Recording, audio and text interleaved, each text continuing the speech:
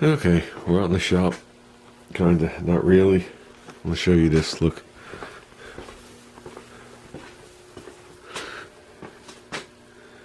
See it bubbling? It's definitely this tank. I could tighten it a little bit more, it'll go away. But when we had this tank on Junior's machine, his brand new regulator did the same thing. And I know there's nothing wrong with this regulator, I just had this thing off. So, there's no nicks, there's no burrs, there's no nothing on the regulator. And actually when I first soaped it, I didn't see nothing. This is actually cracked off, so this is just the pressure that's remaining from here to here, which is about 1,500 pounds of pressure. We've seen this thing buried, but I don't know how many people have actually seen it. And the only reason I bring it up is I'm wiping it down to move it, putting it back in the house in the basement. I put air in the tires. It sat for years, and the tire did the same thing as the last one. It came off the bead. It's the original tire that was on this thing is sitting up here. It's a slick, a cheetah slick with 2 ribs in it. Did the same exact thing. So I bought this tire back then and used it for a while. I mean, I have 317.6 miles on this thing of ass pain. So yeah, there's a story behind it. But it got posted on Facebook, and the picture got copied a zillion times. And I actually got one guy that left me a couple negative comments about it. So not that bad as I can give 2 shits. There's always somebody that knows more about everything than everybody else, and they're assuming you know nothing about it. Okay, well, what is it? Anybody into bicycles knows what it is, but if you're not, it's an Apollo 5-speed. Apollo's had the flat frame. Okay, here's the deal. 30 years ago, I was upstate New York with my wife and another couple. We were going somewhere, and we saw this massive yard sale. A massive. It wasn't a one-day deal. It was like this was this guy's living. And I was walking through it, and I found this bike in brown, black, charcoal black. I keep saying it's brown. Charcoal black. And I found a hand truck with air tires. And back then, they weren't as common as now. It's going, like to the home Harbor Freight. So I talked to the guy, and I got both items for $25. I was like, cool. Now we had our trucks, our trailers. We were at a campsite. I have a video with this thing, 8mm video of driving this thing all over the place. My friend driving, everybody driving it, throwing it in the back of the truck and calling it good. What did it look like when I got it? That sissy ball was on it. A different banana seat was on it. This back half is all original stuff. Okay, in 74 and newer, they took away the shifter and they put the single thing on. It's not a double one like a 10-speed. Okay, because people were losing their nuts, to say the least. So they outlawed them. So from their back is original. The handlebars are original. The forks are not.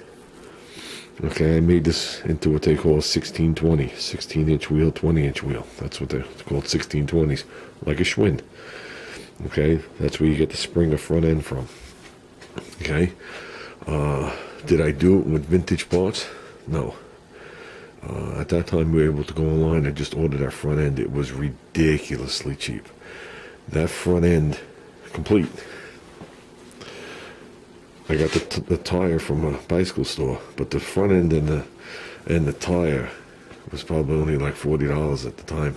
It was like ridiculously cheap. I picked up the speedometer online at the time, brand new. I picked up the light because when we were kids we had one here and one down further, but I picked up one. This AM radio with the horn. It's the batteries. I just screwed it off. It screws off. The batteries, I took them out. It does work. Radio Shack, Tandy Corporation on the back. I was buying a set of tires at Lake Compounds. And the guy went to $40 for the tires. I chewed them down to 35. And I went to walk away and I was sitting there on the top. So I asked him how much. He goes, why don't you give me my $5 back? I was like, sold. This I got another car show. That's just covered with dust. Most of it's just covered with dust. The only thing that's not right is the sissy bar. The sissy bar, I cleaned it. It looked respectable, but at the time I just shot it with the cast iron, which is now chipping and peeling all over the place. So that should really come off and get buffed. The Super Snail inserts, I bought a pair of those. Things have been hanging up here forever. Look, they were $2.99. I got one. Junior got one on one of his choppers. Okay, the reason the bike was built, this bike laid forever. Okay, Junior was just old enough to get on a small bike with training wheels. So I built him a 1612, which is a Ross Polo Junior, not Apollo, Polo Junior. I bought a mint one. Okay, it had 16-inch tires on it. So I bought the next size smaller Springer front end and put a 12-inch wheel on it for him and training wheels. And we would go cruising everywhere. So I had my bike with the Springer front end. He had his. He had a sissy bar on his that was about this tall. And that's how the bike came about. Now, people correct me and tell me what's wrong with the bike. I know exactly what's wrong with the bike. Here's another one. Now that's an Apollo 3-speed with a shifter, all original. That one's brown. I'm taught to tell. I'm sure I don't know how the video is going to come out. That one is 100% original. I have a parts 5-speed up in the attic, and I have a old Apollo 5-speed like this with a shifter up in my attic. Also, the early ones said Apollo in just block letters. This year, which I still have the decals for, the decal was transparent and you saw the paint behind it. I was able to peel them off. The color of the bike is 1969 AMC Big Bad Orange. Is the color. So, is the bike custom? Yeah. But they would tell me the bike was a reproduction. It can't be a reproduction of something that was never made. This one never had the original square seat. It did have a standard banana seat. That's, like I said, this bike came with that sissy bar on it. And you can't run a standard seat with that sissy bar. Those, if anybody remembers, they got that big square seat with the big square. It's not a sissy bar. I don't know what you call those things. They hold at the back of the seats on those. So, with that said, like I said, I'm cleaning up, getting it out of here. Because we're both sharing the space now. I got the blanket moved over. Welding tables, that's a discussion in itself. But I don't know if anybody remembers these things. They outlawed these. You just hit them with your foot and the wheel would come off.